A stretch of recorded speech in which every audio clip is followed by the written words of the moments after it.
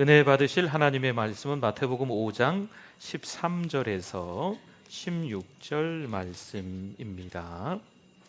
하나님의 말씀 마태복음 5장 13절에서 16절, 제가 먼저 13절 읽어드리겠습니다. 너희는 세상의 소금이니 소금이 만일 그 맛을 잃으면 무엇으로 짜게 하리요? 후에는 아무 쓸데없어 다만 밖에 버려져 사람에게 밟힐 뿐이니라.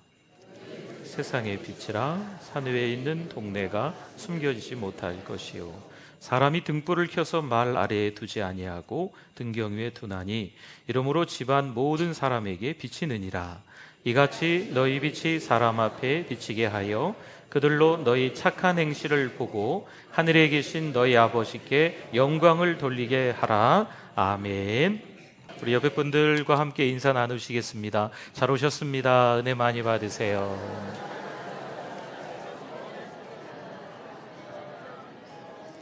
네. 날씨가 언제까지 더울래나요? 네, 그렇죠. 많이 더우시죠. 네. 어제는 한 차례 비가 와서 그런지 오늘 새벽이나 오전은 좀 시원했던 것 같고, 오후엔 또 덥겠죠? 네. 다음 주도 아마 덥지 않을까, 그렇게 생각이 들어집니다. 그래도 힘내서 하나님의 자녀답게 살아가실 수 있기를 축복합니다. 우리가 소금이고 우리가 빛이다고 했는데, 아시는 것처럼 소금이 들어가면 그 음식이 부패하지 않는 거죠. 그런데 소금이 녹아지지 않고 나 소금이다! 라고 드러내면 그 음식은 부패하는 겁니다. 그리고 빛의 사명은요, 어둠을 물리쳐야 되는 겁니다. 그러니까 소금이다, 빛이다라는 말씀은요, 우리로 하여금 세상이 더 오염되고 부패되지 않게끔, 우리로 하여금 세상이 더 어두워져 가지 않게끔 하라라는 하나님의 말씀인 줄 믿습니다. 세상이 오염되고 부패되고 세상이 더 어두워져 가고 있다면, 세상은 너 왜 그 모양 그 꼴이냐라고 탓할 게 아니라 누구 탓입니까? 소금이 되지 못하고 빛이 되지 못하는 삶을 살아가는 우리가 하나님의 자녀답게 재구실을 하지 못하고 있기 때문입니다. 왠지 이 말씀은 거울을 보고 있는 것 같아요. 너나 잘해라. 네. 여러분들에게 제가 어떤 말씀을 나누겠습니까? 너나 잘해라. 목사님, 너나 똑바로 해라. 그런 말씀이라 참 조심스럽긴 하지만, 그래도 이 시간에 별로 그렇게 긴 시간은 아니겠지만 좀 은혜를 나누려고 그래요.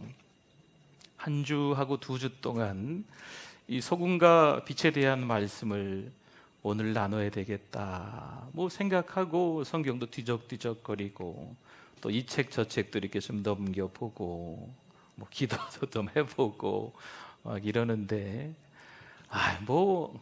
다 아시는 내용인데 모르시는 분들이 아시는 분들한테 들으시면 될 것 같고 그런 생각이 좀 들기도 하더라고요.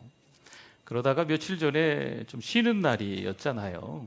우리 또 아이들이 개학도 하고 그러긴 했지만 중간에 쉬는 날이 있어서 우리 영화나 한 편 보러 가자. 그래서 목요일이었나요? 그제 영화를 보러 5 식구와 함께 오래간만에 마음과 생각이 하나가 돼서 영화 한 편을 보게 됐습니다.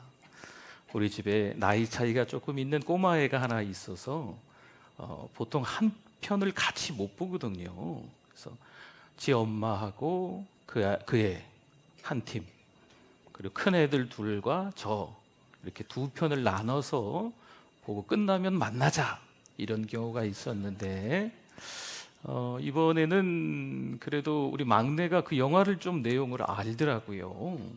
그래서 같이 영화를 보러 들어갔습니다. 남녀 주인공이 있는데 계속 도망만 다니는 것 같은, 살기 위해서 계속 뛰어다니는 영화를 봤어요. 한 2시간 가까이 하는데 수도꼭지가 고장이 난 것 같더라고요. 그래서 그렇게 감동적인 장면은 아니었던 것 같은데, 가족들이 그 어른 생신이라고 생일 잔치에 모여서 함께 있는 장면을 보고 괜히 눈물이 나오는 거 있죠. 막 사위들이 나가서 장모님 업고 막 춤추고 막 이상한, 저도 따라 부르기도 어려운 막 노래를 막 부르는데도 그때도 막 눈물이 나오는 거예요. 이쪽에 큰 아들, 이쪽에 작은 아들, 양쪽에 다 앉아 있는데 아빠가 왜 저러나 궁금. 뭐 불 꺼져 있으니까 그냥 마음 편히 그냥 눈물이 쭉쭉 흘러내리더라고요. 그리고 이 남녀 주인공이 살고자 해가지고 막 몸부림치는 거예요. 그런데 자기들만 사는 게 아니고 다른 사람을 자꾸 살려주더라고요. 뭐 학원에 갇혀 있는 아이들을 위해서 막 살려주고, 뭐 부모님들, 가족들을 살려주고, 누구를 살려주고, 그럼에도 불구하고 자기네들도 살기 위해서 계속 달리더라고요. 근데 뭐 이렇게 눈물이 많이 나오는지, 2시간 내내 영화에서 하나님 얘기는 하나도 없었습니다. 그런데 뭘 그렇게 밀려오는 그런 그 은혜라고 하기에는 좀 그렇고 그래서 계속 눈물이 나더라고요. 그래, 안 믿는 사람들도 저렇게 서로를 위해 주는데, 가족들을 위해 주고, 자기 남편, 자기 아내, 자기 자식 챙겨주고, 남도 챙겨주는데, 이게 소금이고 빛인데, 목사인 나는 내 가족들을 그렇게, 내 이웃들을, 내 성도들을 주변에 전혀 모르는 사람들에게 그렇게 소금과 빛으로 살고 있나? 하나님 얘기가 2시간 내내 한 번도 없는데 왜 그렇게 저의 모난 부분이 거울로 비춰지는지 참 마음이 그렇더라고요. 그래서 그 시간 내내 울다가, 아니 좀 이게 어느 정도 영화가 끝장면이 마음에 안 들어요. 저는 이렇게 해결이 잘 됐으면 조금 여운을 두고 눈물도 닦고 수건을 꺼내가지고 이렇게 싹 정리를 하고 나올 만한 시간을 줘야 되는데, 영화가 끝나자마자 불이 확 켜지고 상당히 어색하대요. 눈물 닦을 시간도 없이. 아무튼 그렇게 영화를 한 2시간 정도 봤습니다. 재밌었습니다. 한번 가족들과 함께 가능하시려는지 모르겠지만 영화 볼 수 있는 시간들도 저만 봐서 죄송합니다. 할 말이 없네요. 근데 참 깨닫는 게 많이 있는 것 같아요. 영화라 깨달은 게 아니고요, 그 삶 속에서 안 믿는 사람들임에도 불구하고 다른 사람들을 막 챙겨주는 이런 모습들. 그럼 안 믿는 저들도 저러는데 예수 그리스도 때문에 우리 인생이 180도로 바뀐, 방향전환이 된 새롭게 인생을 살아가는 우리들이, 주님 때문에, 주님의 십자가 때문에 살아가는 우리들이 진짜 소금으로 살아가고 빛으로 살아가고 있나? 여러분 말고 제가 그렇게 살지 못하는 저의 모습들이 있는 거죠. 제 주변이 오염되고 부패되어져 갑니다. 제 주변이 어두워져 가는 거죠. 누구 탓이겠어요? 제 주변이 그러면 제 탓인 거죠. 그럼 저의 어떤 것 때문에 그럴까요? 저의 죄악 때문에 그런 거예요. 제 죄 때문에. 저만을 생각하는, 나만을 생각하는, 내가 다라고 생각하는, 아직도 객기 부리고 있는, 믿음 있는 척하고 소금처럼 사라져버리지 못한 내가 드러나고 있는 이 모습 때문에 주변에 빛으로 환하게 밝게 해야 되는데 같이 어두워져 가고 있는, 형편없는 거울 속에 비친 저의 모습을 보고, 이 모양이 이 꼴이구나. 예수님이 나를 위해서 또 십자가에 못 박혀 죽으셔야 되는가. 이런 안타까운 마음들이 막 밀려오는 거예요.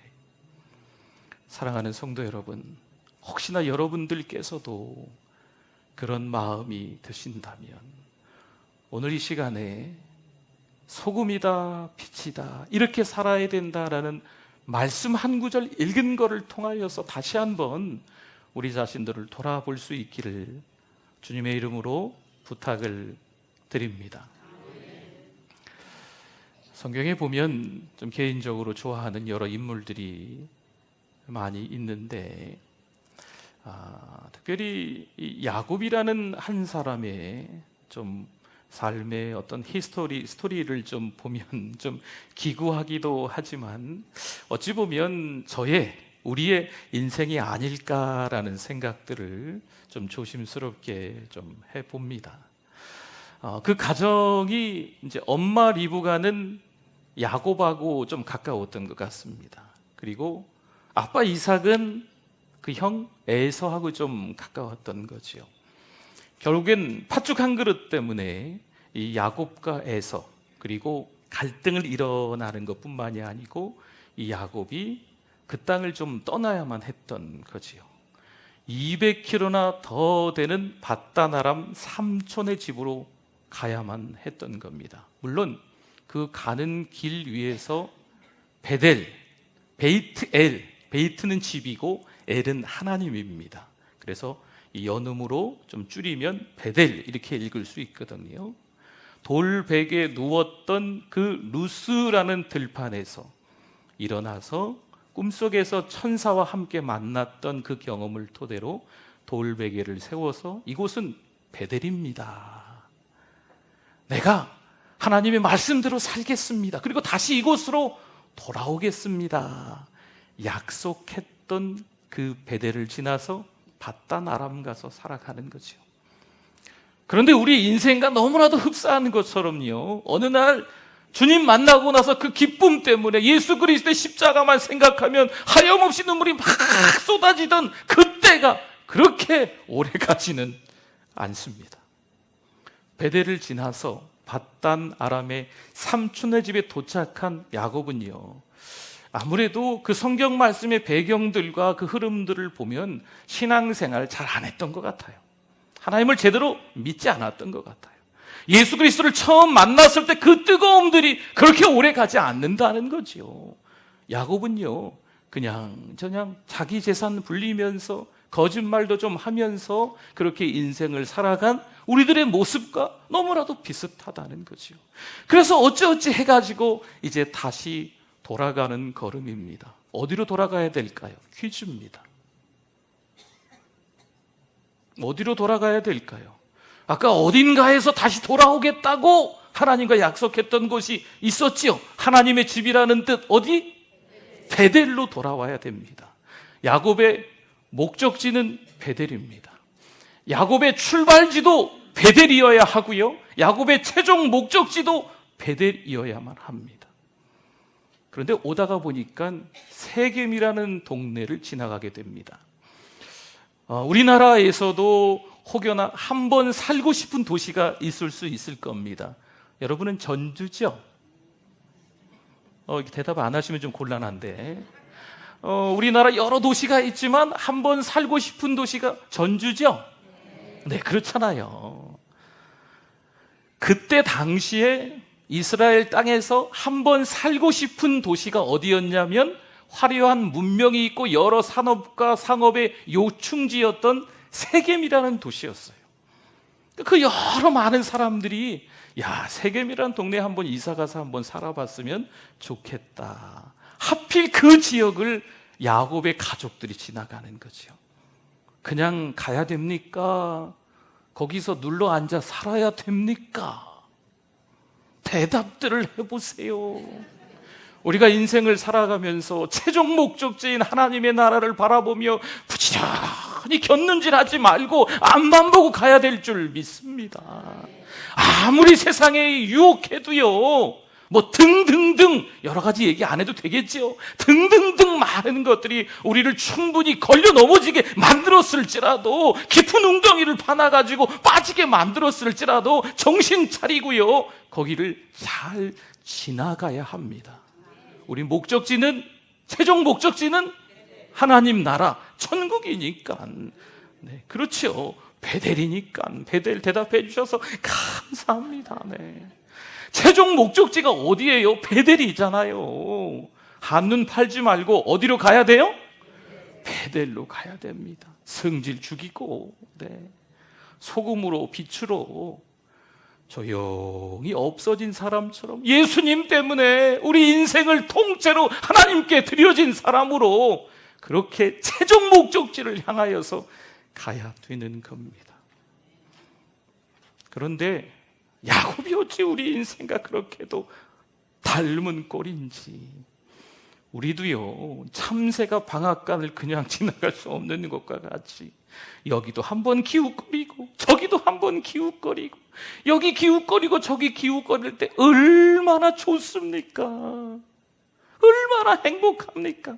그게 그렇게 길지 않을 텐데, 짧은 시간일 텐데, 그 쾌락 때문에 거기 눌러 앉아 있고 싶은 마음이 저에게 오늘 이 시간에 여러분들에게도 혹시 있을 수 있다는 거죠. 그런데 그 세겜이라는 지역을 그냥 지나갔어야 돼요. 창세기 34장에 보면 28장에서 베델로 돌아오겠다 결단하고 그 33장까지의 과정들을 보면 에서도 한번 만나고 뭐 등등등 과정들을 거쳐서 34장에 세겜에 있으면서 결정적으로 뼈아픈 아픈 경험들을 합니다. 세겜은요 빨리 지나가야 돼요. 이 땅에 살아가면서 우리가 세상을 전혀 모른 척할 수는 없어요. 그러나 세상을 변화시킬 수 있는 하나님의 사람들이 돼야 될 줄 믿습니다. 소금의 삶, 빛의 삶으로 세상을 변화시켜야지 이 세겜 속에 눌러 앉아 있으면서 무려 열흘? 10달? 10년? 몇 년? 야곱 가족이 무려 잠깐 지나가야 되는 그 길을 10년 동안 머물러 있는 거예요. 10년 동안 머물러 있으면서 자기의 사랑하는 딸 디나가 34장에 보면 부끄러운 일을 당하게 되는 거죠. 그리고 자기의 아들들이 다 사람들을 죽이는, 아무튼 이 34장에서는요 하나님이라는 단어가 한 번도 안 나와요. 제가 보기에는, 혹시 나중에 찾으면 알려주세요. 하나님이라는 말이 이 창세기 34장에는 아무리 눈 씻고 찾아봐도 없어요. 세겜에서 어떤 일을 당했을 때 다 자기가 해결하려고 하는 거죠. 왜요? 바단 아람 삼촌네서부터 살 때, 그때부터 하나님과 너무 멀어져 있는 야곱이었던 거예요. 물론 그 언젠가 예수 그리스도를 만나고 난 이후에 그 기쁨과 감격 때문에 예수님의 면 닫아 예수 그리스도만 생각하면 눈물이 주르륵 흘렀던 그때가 있었죠. 그런데 너무 까마득한 옛날이 되어버린 거죠. 야곱도 그런 거예요. 그러니 이 창세기 34장에 어려운 일을 당했을 때 하나님을 찾는 게 아니고 아들들도 자기들이 해결하려고 하고 야곱도 흐지부지 그 가정을 믿음의 가정으로 이끌고 리더십이 있어야 되는데, 꼭 필요한 말들을 아들들에게 해줘야 되는데 그렇게 하지 못하는 거죠. 그러니 부패되고, 그러니 어두워져 가는 거예요. 무려 몇 년 동안 그곳에 머물러 있어서 10년 동안 머물러 있어서, 사랑하는 성도 여러분, 우리가 머물러 있는 그 자리가 오염되고 부패되고 어두워져 간다면 이건 야곱 책임입니다. 우리가 머물러 있는 그 자리가 여전히 부패되고 여전히 어두워져 있다면 다른 사람 욕할 거 없어요. 내 탓인 겁니다. 우리 탓인 겁니다. 우리 가정을 살리시기를 바랍니다.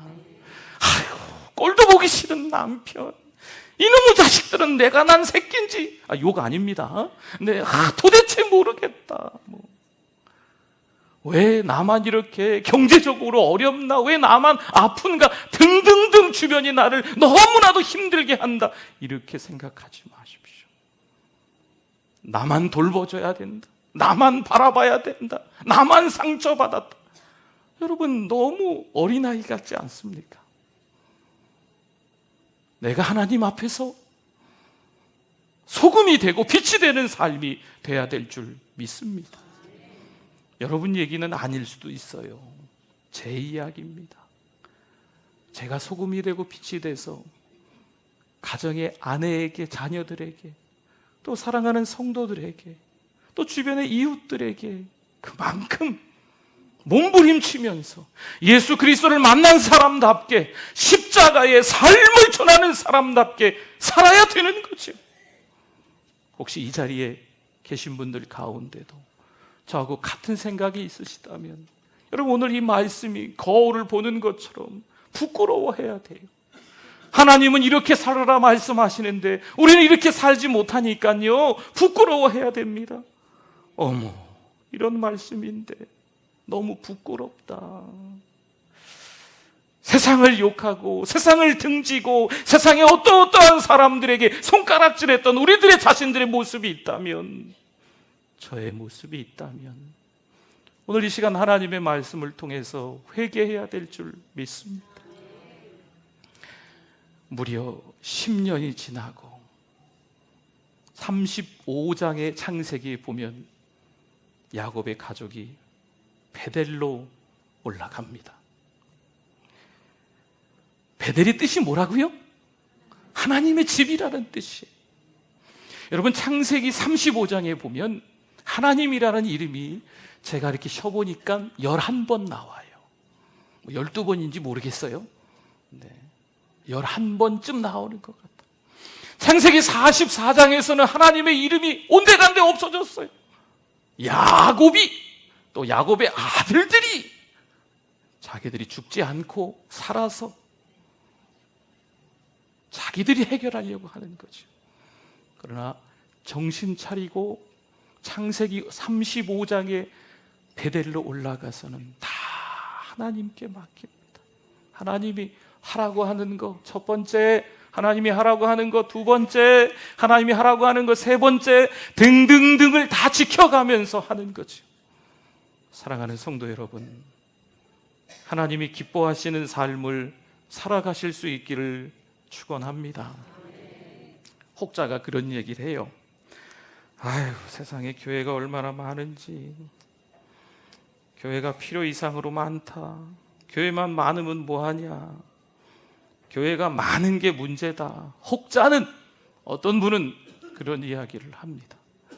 교회가 많아야 많은 사람들이 주께 돌아오겠죠. 교회 많아야 되지 않겠어요? 어떤 분은 교회 더 이상 개척하면 안 된다라는 말을 하지만 여전히 교회는요, 여기저기 세워지고 있어요. 저는 아직도 사랑하는 우리 교회를 오면서 차를 끌고 올 때마다 놀라운 게, 올 때마다 교회 하나가 옆에 또 있다는 걸 발견합니다. 우리 교회 주변에 얼마나 교회가 많은지, 커브를 틀 때마다 우리 교회 여기 지금 1년이 넘었는데 아직도 저는 새로운 교회를 또 찾습니다. 교회 진짜 많습니다. 매번 지나다니는 길인데 여기가 교회가 있어, 새로 들어왔나? 옆에서 이제 아내가 그래, 지난번에 봤던 교회예요. 이거 아무튼 교회가 또 있고 또 있고 또 있고 그래. 여러분, 교회가 많으면 안 됩니까? 왜 안 돼요? 교회가 많으면 더 많은 영혼들이 주께 돌아오겠죠. 할렐루야.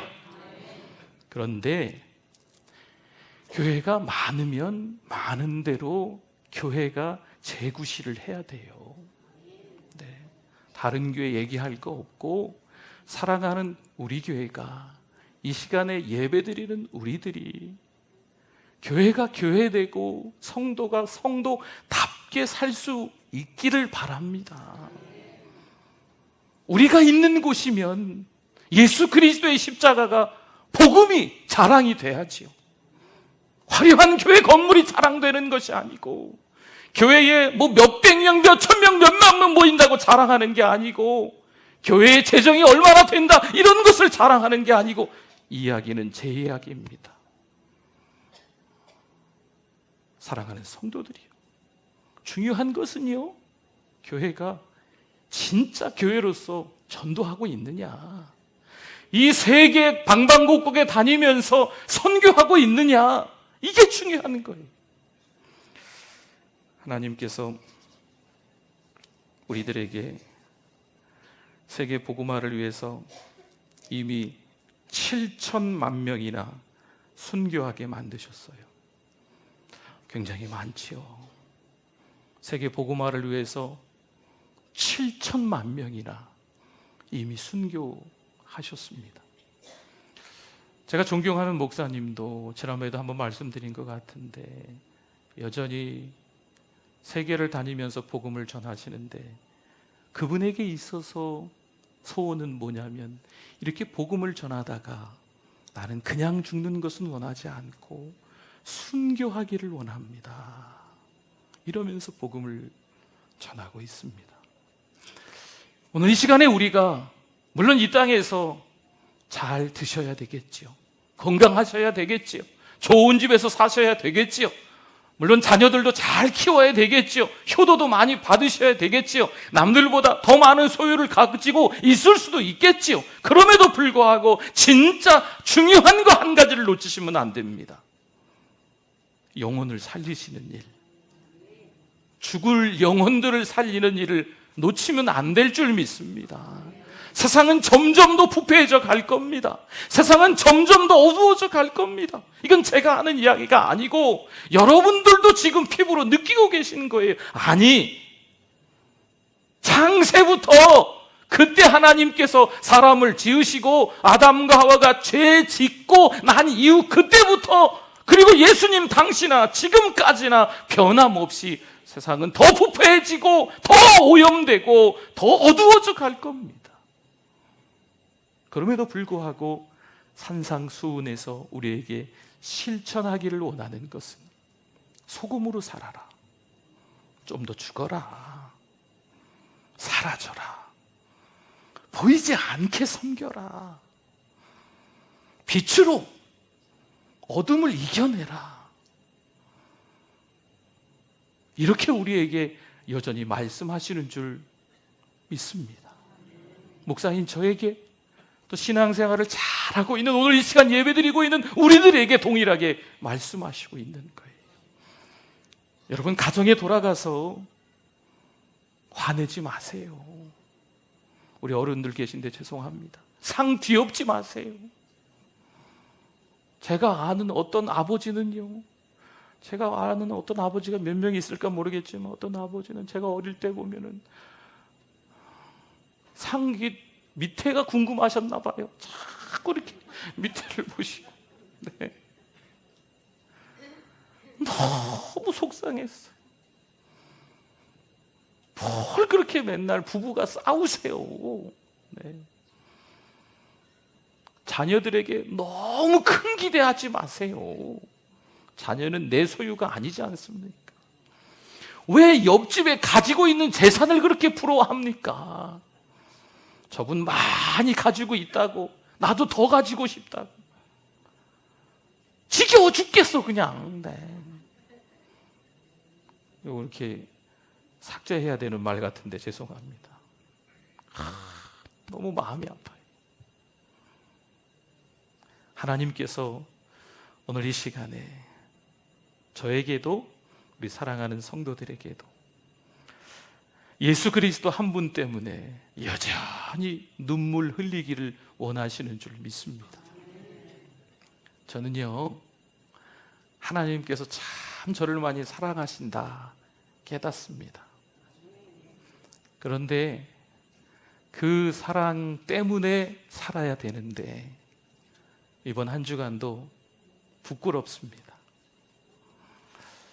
하나님의 말씀대로 살아야 되는데 목사인 제가 하나님의 말씀대로 온전히 살지 못해서 너무 부끄럽습니다. 사랑하는 성도들이요, 하나님이 우리를 얼마나 많이 사랑하시냐면 예수 그리스도를 보내주시기까지, 그분을 죽이시면서 전부를 주시기까지 우리를 사랑하신 줄 믿습니다. 그런데 우리의 삶을 들여다보면 여전히 내 마음대로인 거죠. 여전히 아직도 신앙생활을 그렇게 오래 하며 하나님 말씀을 듣고 기도하며 찬송하는 목사인 제가 아직도 야곱의 모습들이 있는 거예요. 화려한 게 보고 싶고 지나쳐야 되는데 잠깐 걸터 앉아 있고 이 세겜이 너무 그립고 좋아 보인다는 거죠. 그래서 어떤 목사님하고 제가 그런 이야기를 나눈 적이 있더니 이 목사님이 그런 얘기를 하시더라고요. 자기는 술, 담배를 다 해봤대요. 그리고 가지 말아야 될 곳을 가보기도 하고 너무 이상한 상상하지 마시고 아무튼 뭐 이렇게 나쁜 거는 다 해보고 회개하고 예수님 잘 믿고 목사님이 됐다 그러더라고요. 그러니까 제가 문제가 있대요. 왜 그런 걸 안 해보고 목회를 하냐고. 누가 맞는 말이고 누가 틀린 말인지 갑자기 헷갈리는 거 있죠. 네. 그럼 어쩌나 지금 다른 방법이 없는데. 사랑하는 성도들이요, 그분하고 농으로 이야기한 웃자고 하는 이야기를 들려드린 건데, 우리의 삶 속에서 저보다 더 세상 속에 노출되어서 우리 사랑하는 성도인들 대부분 살아가고 계시지 않습니까? 많은 죄를 짓고 난 이후에 하나님 잘못했습니다, 회개합니다.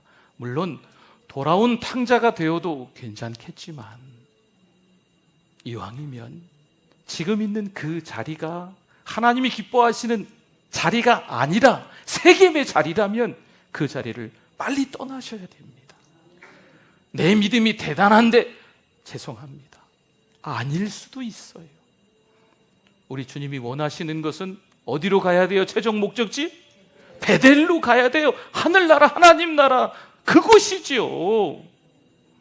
세겜은요 빨리 지나가야 돼요. 우리의 눈에 오래 담아 있으면 안 되고 귀에도 오래 담겨 있으면 안 돼요. 자꾸 세겜에 가서 뭘 만지면 안 됩니다. 그러면 유혹이 넘어가 버립니다. 남들처럼 나도 그렇게 한번 해보면 좋겠다, 주일날 가서 회개하면 되겠지, 어떻게 그렇게 성경을 잘 알고 있는지. 잘못 알고 있는 거죠. 사실은 잘못 알고 있는 거예요. 내 마음대로 살다가 하나님께 돌아오면 다 용서해 주시겠지, 잘못 알고 있는 거예요. 물론 너른 품으로 하나님이 두 팔 벌려 안아주시지만 늘 그러는 게 아니고 때가 있는 겁니다. 심판의 때가 있어요. 제가 정신 차려야 되겠지요. 오늘 이 시간에 예배드리는 사랑하는 우리 성도들도 오늘 소금의 삶, 빛의 삶을 살아가실 수 있기를 바랍니다. 하나님이 이 땅에서 몇 년 더 사시라 그러겠어요. 그렇죠? 우리 남은 날들 동안에 혹시 배우자가 지금 계시다면 행복하게 사세요. 그렇죠? 자녀들이 있다면 내 마음대로 자녀들이 안 되어도 많이 축복해 주시고 기도해 주시고 사랑해 주시고, 주변의 성도들을 돌아보면서 내 뜻과 안 맞아도 내가 죽는 게 그게 성경적인 거예요. 그분이 맞다고 하는 게 성경적인 거거든요. 그냥 하라고 하세요. 네, 그냥 섬겨주시는 거죠. 그것도 모자르면 신발 벗고 양말 벗으라 그러세요. 발 씻겨준다고. 예수님처럼 무릎을 딱 꿇고 허리에 수건을 동이고 그분 발을 씻겨주는 거죠. 섬김의 본을 보여주신 예수님처럼 할 수 없는 일이 어디 있겠어요? 우리가 예수님처럼 살아가는데. 저에게 하는 이야기입니다. 오늘 이 시간에 우리 사랑하는 성도들도 한 주간을 보내면서 저 사람은 원수인데, 저 사람하고는 상종하고 싶지 않은데, 그럼에도 불구하고 그 사람을 위해서, 그 영혼을 위해서 기도해야만 하는 것이 하나님의 방법이에요. 그게 하나님의 뜻이거든요. 가족들을 사랑해 주시고 이웃들, 직장 동료들, 주변에 전혀 나와 관계가 없는 사람들이 지나갈 때에도 전도지 하나 들고 예수 믿으세요, 이렇게 이야기할 수 있는 이번 한 주간이 되실 수 있기를 주님의 이름으로 간곡하게 부탁을 드립니다. 아멘. 기도하겠습니다. 하나님,